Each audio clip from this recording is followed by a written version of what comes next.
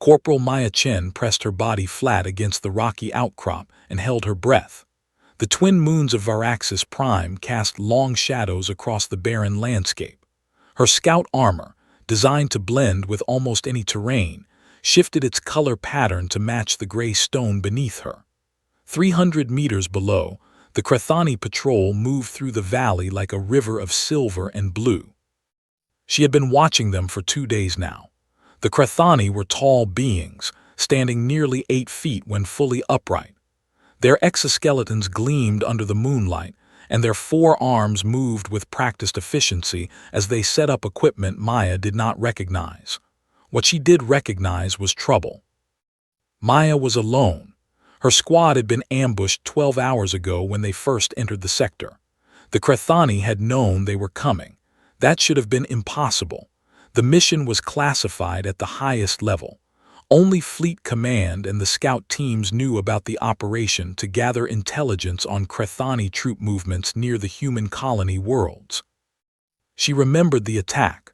Plasma fire had erupted from 3 directions.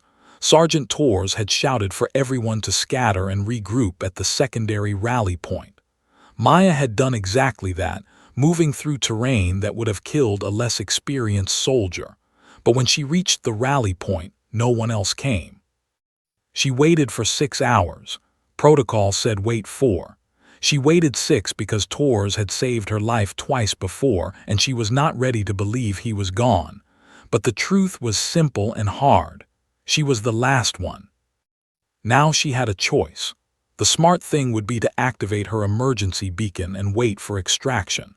That was what training said to do when a mission went bad.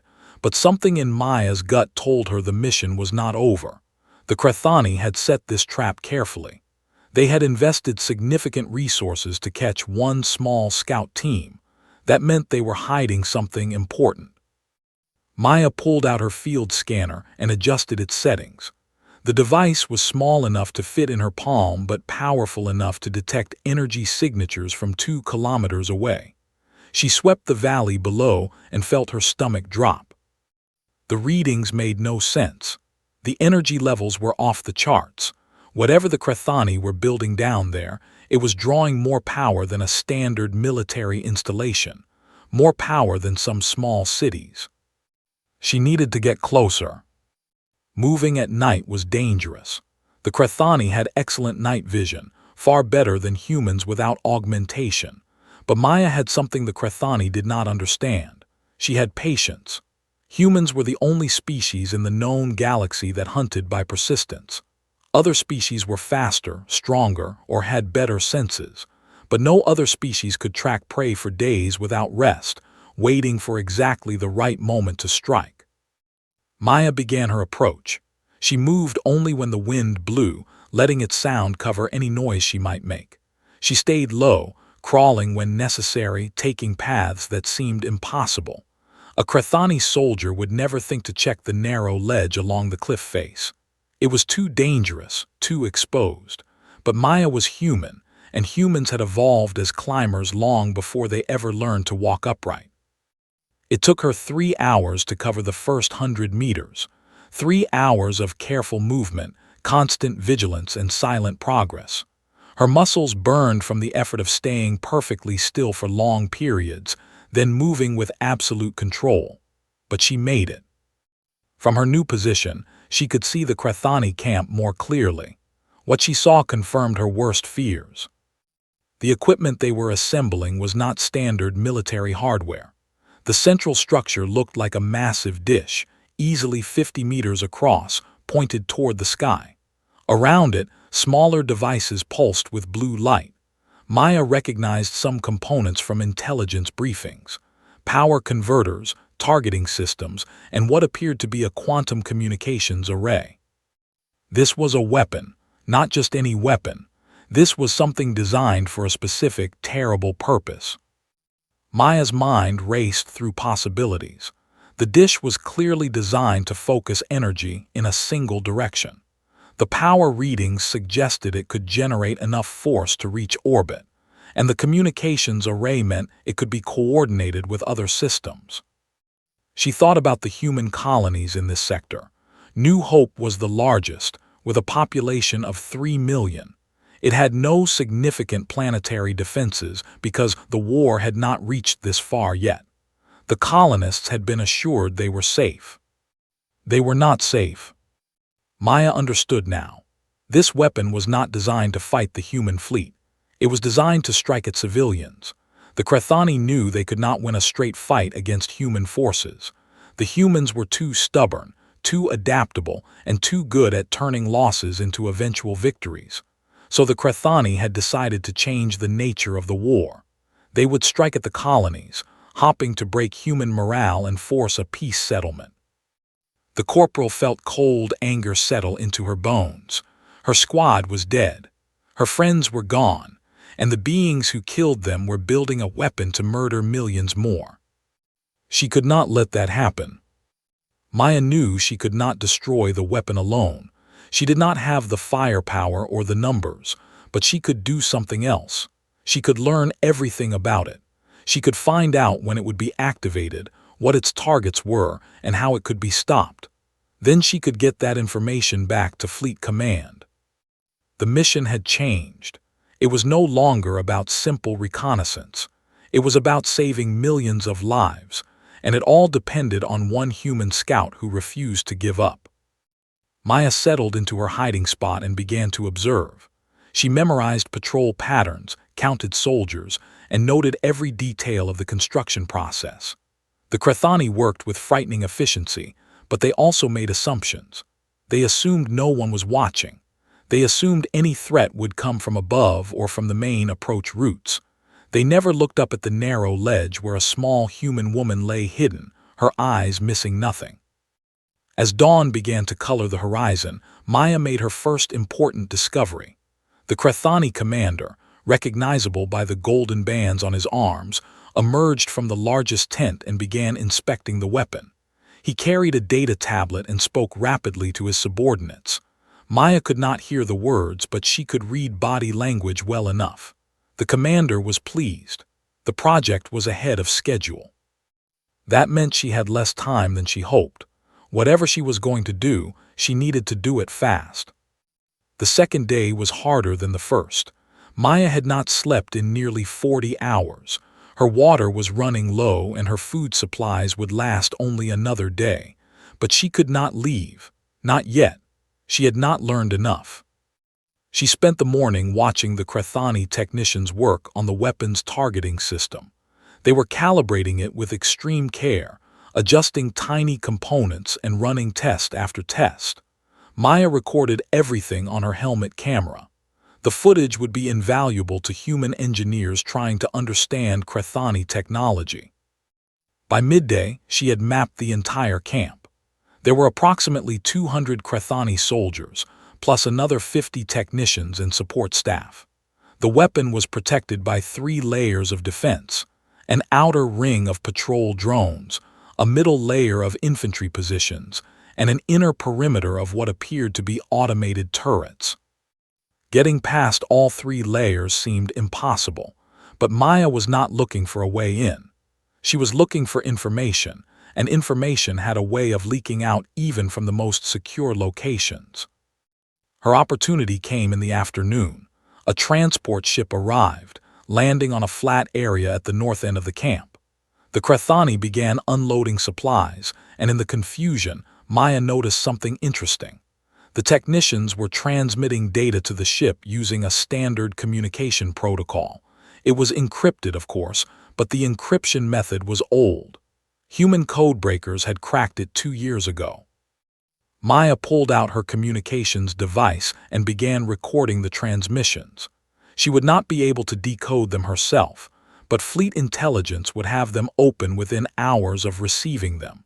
Whatever secrets the Crethani were sending, they would soon belong to humanity.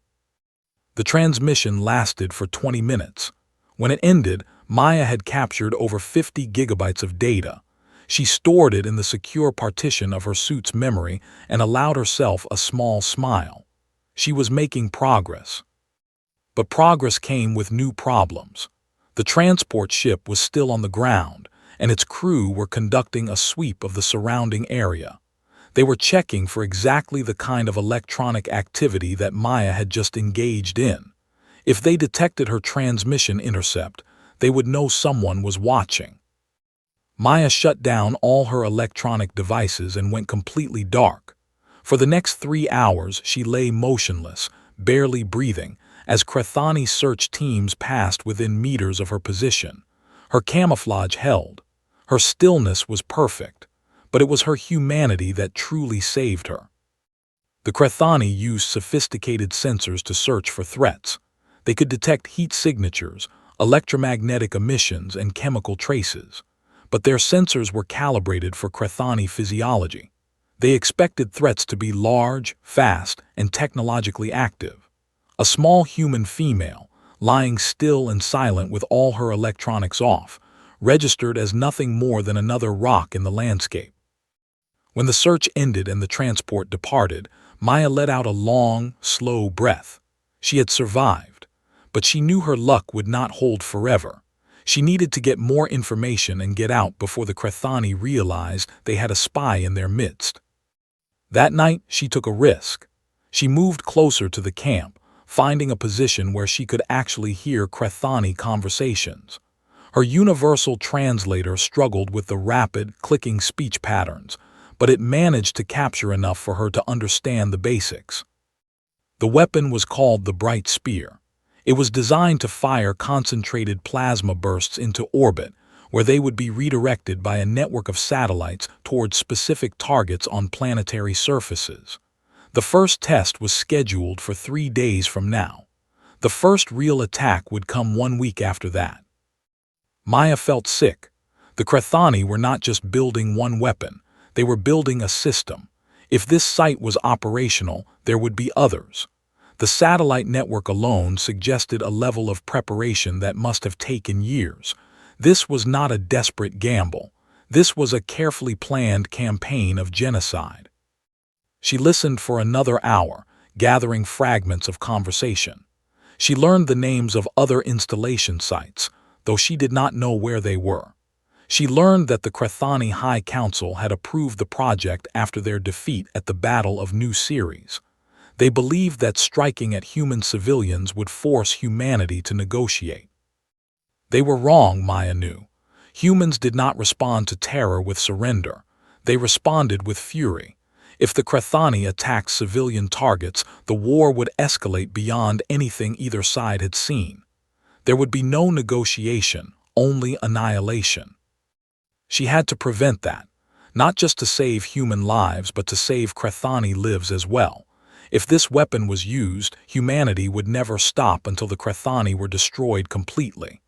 Maya had met individual Crethani before the war. They were not monsters. They were people with families and hopes and dreams. They did not deserve extinction any more than humanity did. The weight of responsibility settled on her shoulders. She was one person, alone and hunted, carrying information that could save millions of lives on both sides. The universe had a cruel sense of humor. As she prepared to withdraw from her forward position, Maya heard something that made her freeze. 2 Crethani officers were discussing security protocols, and one of them mentioned something that changed everything. There was a traitor in Human Fleet Command. Someone high up was providing the Crethani with intelligence. That was how they had known about the scout mission. That was how they had set up the ambush. And that traitor would know if Maya transmitted her findings through normal channels. Maya felt the ground shift beneath her feet. She could not simply report what she had found. If she did, the traitor would be warned. The information would be discredited. The weapon would be completed and used. She needed to find another way. She needed to deliver this information personally to someone she could trust. But who? She was a corporal. She did not have connections to high command. She did not have the authority to bypass normal procedures. What she did have was stubbornness. Humans were famous for it throughout the galaxy. When a human decided to do something, they did not stop until it was done or they were dead. Maya had decided that she would save those colonies. She would expose the traitor. She would stop the Bright Spear. Failure was not an option. She withdrew from the camp area slowly and carefully, retracing her steps with even more caution than before. By the time the sun rose again, she was 2 kilometers away, hidden in a cave she had scouted earlier. She allowed herself to sleep for 4 hours, setting her suit's alarm to wake her if anything approached. When she woke, she began planning. Her extraction point was 15 kilometers to the east. If she moved fast, she could reach it in 2 days. From there, she could signal for pickup without using the compromised communication channels. She would claim radio malfunction, request direct pickup by a vessel with no connection to fleet intelligence. Then she would find someone she could trust and deliver her information in person. It was a terrible plan, full of holes and assumptions, but it was the only plan she had. Maya Chen set out toward the extraction point, carrying the hopes of millions on her shoulders. The journey to the extraction point was a nightmare. The terrain was brutal, alternating between jagged rock formations and deep sand that sucked at her boots. Twice, she had to detour around Krethani patrol units, adding hours to her travel time. By the end of the first day, she had covered only 8 kilometers. Maya pushed on through the night. Sleep was a luxury she could not afford. The deadline was absolute. If she did not reach the extraction point within 48 hours, the scheduled pickup window would close. The next opportunity would not come for another week, and by then the bright spear would be operational. Her body screamed for rest. Her muscles cramped. Her vision blurred. But she kept moving. Humans had evolved on the African savannas, hunting animals that were faster and stronger by simply refusing to stop. Maya called on that ancient heritage now, letting her legs carry her forward even as her conscious mind faded in and out. By dawn of the second day, she was hallucinating. She saw her squad mates walking beside her, offering encouragement. Tors told her to keep going. Private Jenkins cracked one of his terrible jokes. Even the commander was there, nodding with approval at her progress. Maya knew they were not real, but she spoke to them anyway, drawing strength from their imagined presence. They had died for this mission. She would not let their sacrifice be meaningless. 7 kilometers from the extraction point, disaster struck. A Krethani scout vehicle appeared over a ridge line, its sensors sweeping the landscape. Maya had no time to hide properly. She threw herself into a shallow depression and activated her camouflage, pressing her face into the dirt. The vehicle passed directly over her position. For one terrible moment, she was certain she had been detected. But the vehicle continued on, its sensors finding nothing of interest in the small shape huddled against the ground. Maya lay still for 30 minutes after the vehicle disappeared, making absolutely sure it was not coming back. When she finally rose, her legs nearly gave out. She was at the edge of physical collapse, but the extraction point was close now. She could make it. She had to make it. The last few kilometers were a blur. Maya moved on autopilot, her training taking over as her conscious mind shut down, one foot in front of the other. Again, again, again. She reached the extraction point with 4 hours to spare. It was a small valley, unremarkable except for the flat area at its center that was just large enough for a shuttle landing. Maya activated her emergency beacon, using the special frequency reserved for situations where standard communications might be compromised. Then she collapsed. Her body simply gave out, dumping her onto the rocky ground. She managed to roll onto her back and stare up at the alien sky, watching clouds drift past the unfamiliar stars. She was done. Whatever happened now was out of her hands. Either the pickup would arrive and she would deliver her intelligence, or the Krethani would find her first. Either way, she had done everything she could. 3 hours later, a shuttle descended from the sky. It was a small craft, fast and maneuverable, designed for exactly this kind of extraction operation. Maya watched it land, unable to move, barely able to stay conscious. The hatch opened and 2 figures emerged. One was a medic carrying emergency supplies. The other was an officer, a captain by her insignia. They ran to Maya's position, the medic immediately beginning to assess her condition. The captain knelt beside her. She was older, with gray hair cut short and eyes that had seen too much death. Her uniform bore the marks of combat service, decorations earned in the early days of the war. "Corporal Chen," the captain's voice was gentle but urgent. "Can you hear me? I'm Captain Walsh. We received your emergency signal." Maya forced her eyes to focus. "Captain, I have information critical, cannot use normal channels." Walsh's expression sharpened. "What kind of information?" "Weapon, Krathani weapon, targets civilian populations." Maya struggled to form coherent sentences.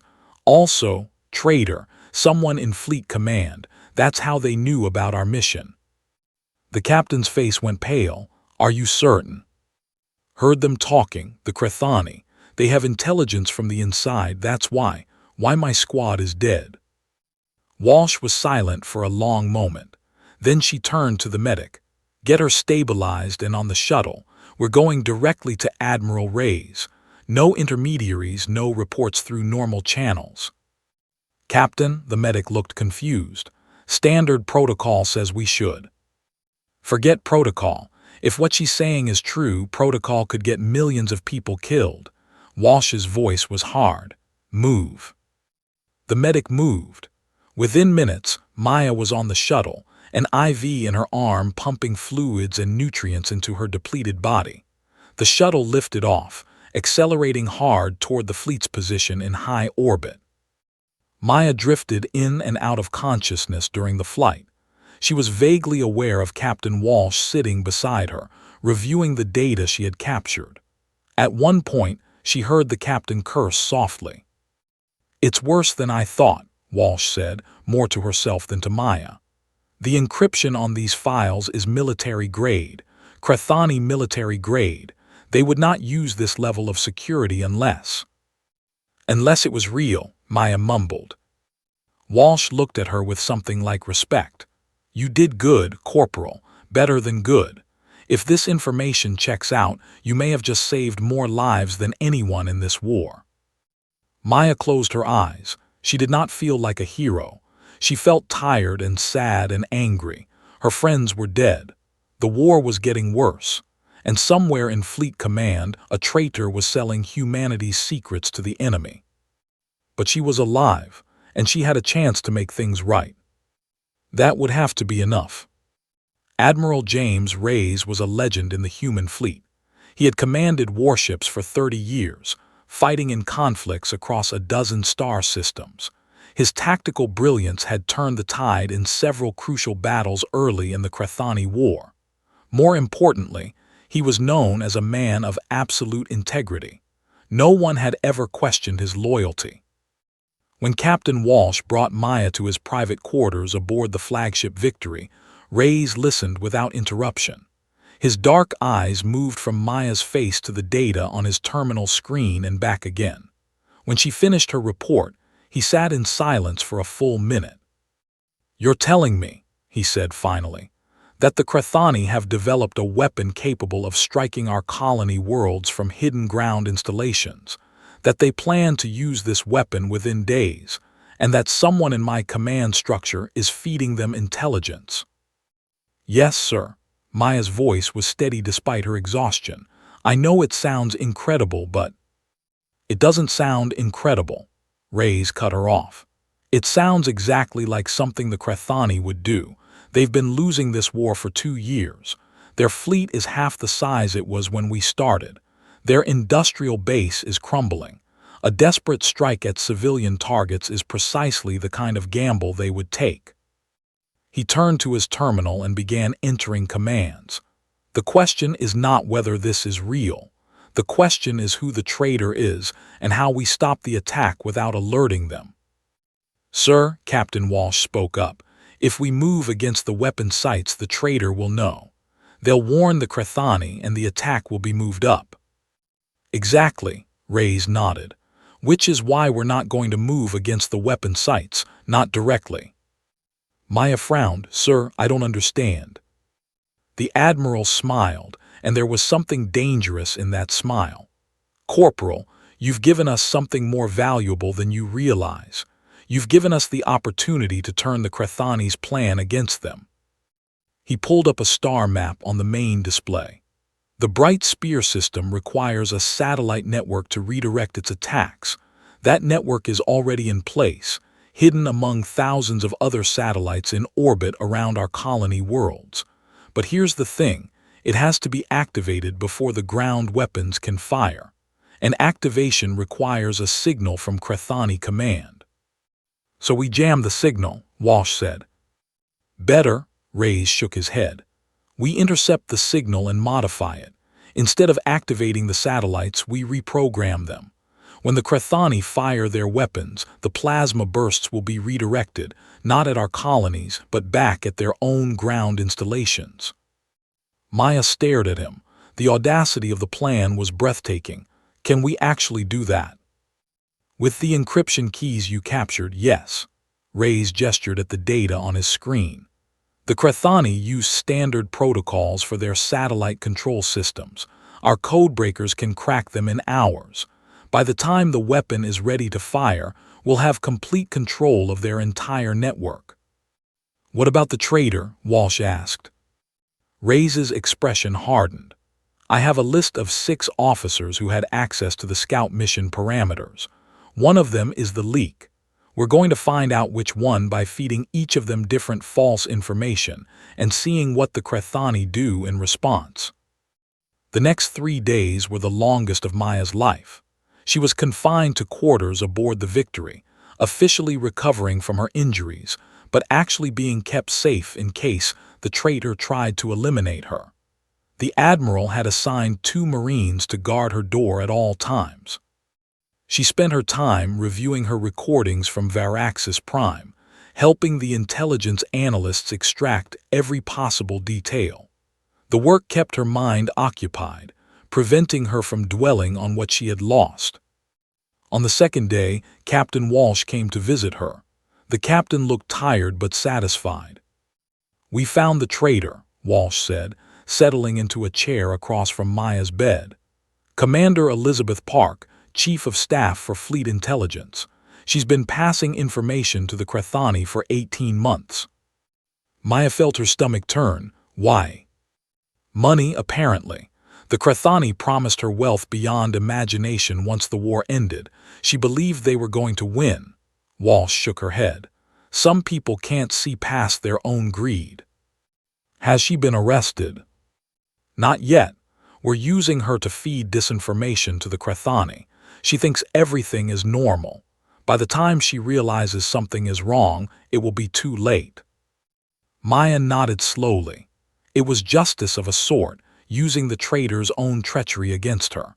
But it did not bring back Torres or Jenkins or any of the others who had died because of her betrayal. There's something else, Walsh said. Admiral Reyes wants you in the command center when the attack happens. He says you've earned the right to see this through. Thank you, Maya said. I want to be there. I need to be there. Walsh nodded, understanding. Get some rest, Corporal. Tomorrow is going to be a long day. But Maya did not rest. She lay awake, staring at the ceiling, thinking about the million of lives hanging in the balance. If the plan worked, those people would never know how close they had come to death. They would go about their daily routines, raising families and building futures, never suspecting that a lone scout had saved them all. If the plan failed, they would die screaming as plasma fire rained down from the sky. Maya closed her eyes and forced herself to breathe slowly. She had done her part. Now she had to trust that others would do theirs. Trust was hard, but humans had been trusting each other since they first gathered around fires on the plains of Africa. It was what made them strong. Not individual strength, but collective faith that others would stand with you when darkness came. She fell asleep holding onto that faith, dreaming of fire and stars and the faces of friends she would never see again. The command center of the Victory was a vast space filled with holographic displays and busy officers. Maya stood at the back, watching as Admiral Reyes coordinated the final preparations. Around her, Hundreds of people worked at their stations, each one a vital piece of a massive machine dedicated to winning this battle. "Status report," Reyes called out. "Satellite network compromised and reprogrammed, sir," a technician replied. "All 247 satellites are now under our control." Ground installations. "We've identified 17 bright spear sites across 6 planets. All are fully operational and preparing to fire." Colony defenses. "On high alert but standing down. As far as anyone knows, this is a routine drill." Reyes nodded. "Good, now we wait." The waiting was agony. Maya watched the clock, counting down the minutes until the Crethani were scheduled to begin their attack. The command center was quiet now, everyone focused on their displays, barely breathing. At exactly midnight ship time, the first alert came through. "Energy spike detected at Site 7, an officer announced. "They're powering up the weapon." "Multiple sites now," another added. "Sites 3, 9, 12, and 15 are all showing power signatures." "Satellite network is receiving activation codes," the communications officer reported. "Intercepting now, feeding modified response." Maya held her breath. This was the moment of truth. If the Crethani detected the interference, if their security protocols caught the modification, the entire plan would fail. "Response accepted," the officer said, his voice tight with tension. "Network activation proceeding as scheduled. They don't know." A ripple of relief passed through the command center, but it was not over yet. "All 17 sites are now at full power," the tactical officer reported. "Targeting systems are active. They're preparing to fire." Reyes stepped forward, his eyes fixed on the main display. "Show me the satellite coverage." The hologram shifted, displaying a web of lines connecting the ground installations to the orbital satellites. Under normal circumstances, those lines would extend down to human colony worlds. Now, they curved back toward Crethani territory. "They're firing," someone shouted. The display erupted with light. 17 brilliant beams shot upward from the planet's surfaces, reaching toward the waiting satellites. Maya watched, transfixed, as the beams struck the satellites and were redirected. Not toward New Hope, not toward any human world. The plasma bursts curved through space, guided by the reprogrammed satellites, and fell back toward their points of origin. In seconds, 17 Crethani military installations were engulfed in fire. The command center erupted in cheers. Officers embraced each other. Someone was crying. Admiral Reyes stood at the center of the chaos, a small smile on his weathered face. "Damage assessment," he called out when the noise died down. "All 17 bright spear sites destroyed," the tactical officer replied. "The satellite network is offline. They won't be able to rebuild this capability for years." "Crethani command frequency is going crazy," the communications officer added. "They're completely confused. Some are claiming sabotage, others think it was a technical failure. None of them know what actually happened." Reyes turned to look at Maya. Corporal Chen stepped forward. Maya walked through the crowd of officers, suddenly very aware of how young and small she looked compared to everyone around her. She stopped in front of the admiral and saluted. "At ease." Reyes returned the salute. "Everyone in this room knows what you did. You survived an ambush that killed your entire squad. You gathered intelligence under impossible conditions. You identified a weapon that could have killed millions and a traitor who could have destroyed everything we've built. And you did it alone, without support, relying on nothing but your training and your determination." He paused, letting the words sink in. "That's what makes humans different, Corporal. Not our technology, not our numbers, not our resources. It's our refusal to give up. It's our ability to keep fighting when logic says we should surrender. The Crethani don't understand that. They think they can break us by attacking our civilians. They're wrong. Every attack only makes us stronger." He reached into his pocket and pulled out a small box. By the authority granted to me by the United Human Alliance, I hereby promote you to sergeant, with all the rights and responsibilities that rank entails." He opened the box, revealing the insignia inside. "I'm also awarding you the Star of Valor, our highest decoration for individual bravery." Maya felt tears welling in her eyes. She thought of Tors, of Jenkins, of all the friends who should have been standing here with her. "Thank you, sir, but I didn't do this alone. My squad died getting me into position. They deserve this honor as much as I do." "They will be honored," Reyes assured her. "Posthumously, but with full recognition of their sacrifice. History will remember them, Sergeant Chen. I promise you that." Maya nodded, unable to speak. The Admiral pinned the medal to her uniform, then stepped back and saluted her. Every officer in the command center did the same. In the weeks that followed, the war changed. The destruction of the Bright Spear system was a devastating blow to Krathani morale. Their leadership had staked everything on a single bold stroke, and it had backfired catastrophically. Peace negotiations began within the month. Commander Elizabeth Park was arrested and tried for treason. She was found guilty and sentenced to life imprisonment. Maya did not attend the trial. She had no desire to see the face of the woman who had caused so much suffering. Instead, she returned to active duty, leading a new scout team on missions across the frontier. She trained her soldiers the way Tors had trained her, with patience and skill and unwavering dedication. When they asked about the medal she wore, she told them the story of the ambush, of the long journey across hostile terrain, of the desperate plan that had saved millions of lives. And when they asked what made her keep going, she told them the truth. "Humans are stubborn," she would say. "We don't know how to quit. When everything falls apart, when all hope seems lost, we just keep putting one foot in front of the other. That's our superpower. Not strength, not speed, not intelligence.